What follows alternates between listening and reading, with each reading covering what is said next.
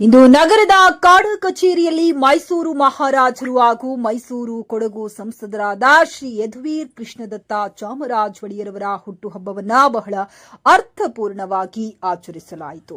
Lions Club of Mysuru golden City, Mysuru and we for ಸೇವಾ charitable trust ಹಾಗೂ Farooq academy of medical education research centre and lion golden Suresh Shri Yaduveer ರವರ ಅಭಿಮಾನಿಗಳ ಸಂಯುಕ್ತಾಶ್ರಯದಲ್ಲಿ ಶ್ರೀ ಯದುವೀರ್ ಕೃಷ್ಣದತ್ತ ಚಾಮರಾಜ ಒಡೆಯರವರ ಜನ್ಮದಿನದ ಅಂಗವಾಗಿ ಉಚಿತ ಆರೋಗ್ಯ ತಪಾಸಣಾ ಶಿಬಿರವನ್ನು ಆಚರಿಸಲಾಯಿತು.